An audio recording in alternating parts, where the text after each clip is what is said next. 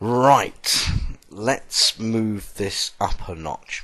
Now I've called this my purchase template, and what I want to do is I want to just set it up. I'll set up a macro now that what it will do is simply make a copy of this worksheet, create a tab for it, and then what we're going to do is we're going to clean this particular one out of any quantities that have been bought. Okay? So, let's deal with that right now. How do we do that? Well, I think what I'll do is I'll do it straight away as a macro, so I know that I'm going to be repeating this process. So I'm going to go Tools, Macro, Macros. No, I'm not. I'm going to record a new macro. Thank you for shouting that out.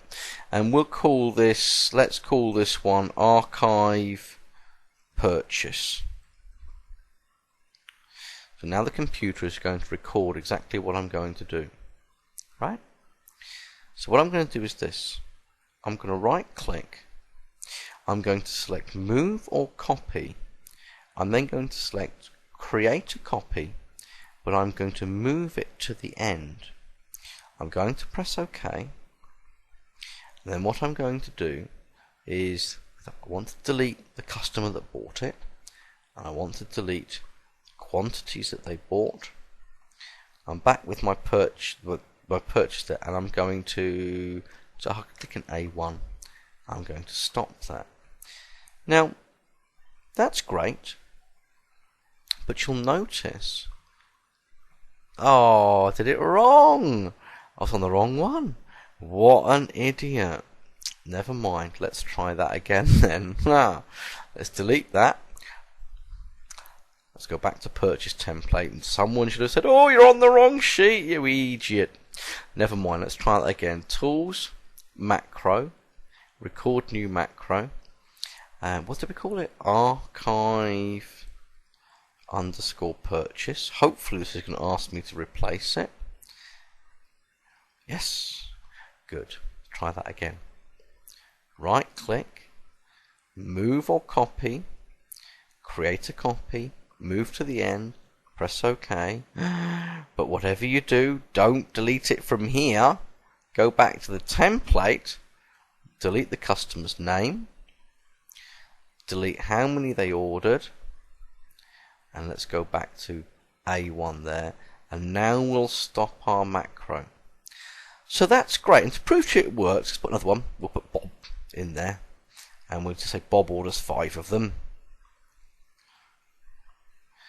like so, and we'll go Tools. In fact, let's not do Tools Macro Run. Let's do it properly. Let's get our forms, isn't it? Let's put our button on there. Save all this nonsense. Yeah, we'll call it button 1. We're running archive purchase. We press OK, and you can change the text, but we're just going to button 1. And fantastic, and you can see here now that we've got Bob's order there, and we've got David's order there. Okay. You happy with that? So what happens every time we place an order, it sticks them on little worksheets at the end. So we've always got a record of who's ordered what date it was done, and it gives us our little template here that we can work with. The slight problem is this. If I said, can you bring up David's order, please? Well, which one is it? What we'd really like to do is, as well as moving that sheet, we'd like to rename it with the name of the person that's in that cell. It's not difficult to do, but you need to write a little bit of code here. So let's go to our macros. Tools, Macro, Macros, and let's go and find that macro that we just did, Archive Purchase, and we're going to go Edit. And here it is, down the bottom, Archive Purchase. So when you can see here now that what it does, it says go to the purchase template and then copy it after there. Now before we go back to the purchase template, when we've copied it, if you like, at this point we're on the copy of the template. So what I want to do is this. I want to then rename it at this point. So when if I explain, let me just pop back. At this point, let's pop back to book 1. There we go. At this point in the macro, what we've done is we've copied it to there, but it's called purchase template. And before we go back to delete the stuff from in here, we want to rename this. So that's what it's doing here. It copies it, it pastes it, and then what we do is that before we go back, we rename it here. And the way we rename it is this. We just go active sheet, oh, if you can spell it, name, equals, range, and then in brackets and in speech marks, so in the middle there, we need to say what cell is the data going to come from. Well, let's just quickly pop back to the book. So Bob is in C4. Back to our code, so we need to put in C4. Happy? Right. Let's show you it working. You ready? Let's do a back to our purchase template. We'll call it Neil. Bit sexist, I suppose. We'll go 10. He can have 10. He can have 10. And let's run our macro. Look at that. Neil appears down the bottom. Now it is possible, because some people think, well, if you've got lots of people called Neil, then, you know, that doesn't make much sense. You have lots of tabs called Neil. It is a little difficult, and I'm not going to go into it now, but if you wanted to, you could actually, I mean, I think the easiest thing for you to do is when it says name, to put someone's full name in, and then that makes sense. It would be possible to rename the sheet with two things. So, for example, it might say David and then today's date. But this won't work. It won't work because the way the date is stored, it's got slashes there, which is a character that you're not allowed to use in naming sheets. The problem I have there, if I use the today function to do it manually or to automatically, what I can't then do is format that to text, which I could put in.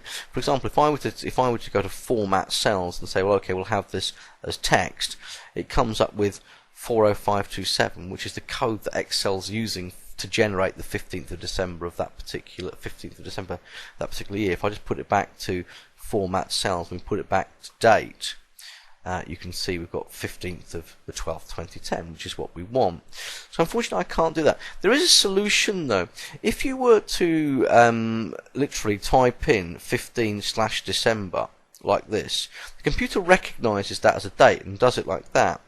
But if you were to say, actually, let's make it the 15th of December, like so, but actually, well, let's go format cells, make it a text first of all, and then we type in 15 December, like so. It does store it as a text string. So let's put a girl's name, we'll put Emma, and she can buy 20 of each. Oh. But of course, when I name my cell, what I want it to do is say Emma 15th of December.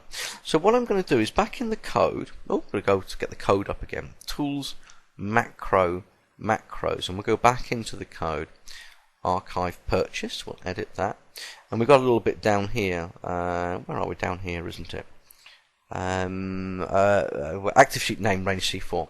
I'm going to put an ampersand, and then I'll put put a space actually there, and range, capital R, range, brackets, speech marks, I think it's C2, wasn't it? We'll just double check before we run it. Range C2, and yep, C2 is good. So now if we archive this one, it says Emma 15th of December.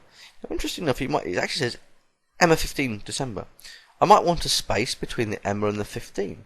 So, if I wanted to do it that way, Tools, Macros, it's a little bit complicated. I'll remind you of an old joke. It's not an old joke, it's a lateral thinking problem. I'll show you in a moment. Where am I going to edit? That's what I'm going to do. What I'm going to do here is I'm going to put range C4 and then I'm going to put a speech mark and a space. In fact, I'll put a couple of spaces, another speech mark, and an and there. So what it's going to do is put Emma, then put a few spaces, and then put December the 15th. And to prove to you that actually works, let's put I don't know, Sally, and let's make them 10 of those and 10 of those, and 10 of those. And now when I button 1, see, you've got the spaces between Sally and 15th December. So that's another way that you could deal with that problem if you wanted to do it that way. The lateral thinking problem that I was talking about, I'm off on a tangent now. Let's bring the code back up. It's an old one. It's basically, the thing is, how can you in the English language put the word and 6 times in a row, or was it 5 times in a row, and it make grammatical sense? And I don't know where I'm telling this actually. Let's go to macros. It kind of relates to this macro thing. And you know we've got this and business going on. It's basically, if you say a sign writer is doing a sign for the pub called the Dog and Duck, but he forgets the spaces between dog and duck, and he does dog and duck as one word. You could say the sign writer forgot the space between and, in speech marks, and no, he forgot the space between dog and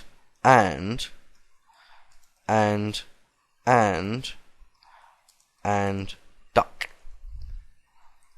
See? Anyway, if you get it, you get it. If you don't, it's nothing to do with macros. I'll just delete it. Anyway, I will stop wittering. What we'd like you guys to do is make yourself this sheet, and then you've made yourself that sheet already, haven't you? Make yourself the macros that basically rename the sheets and archive all the orders. Off you go.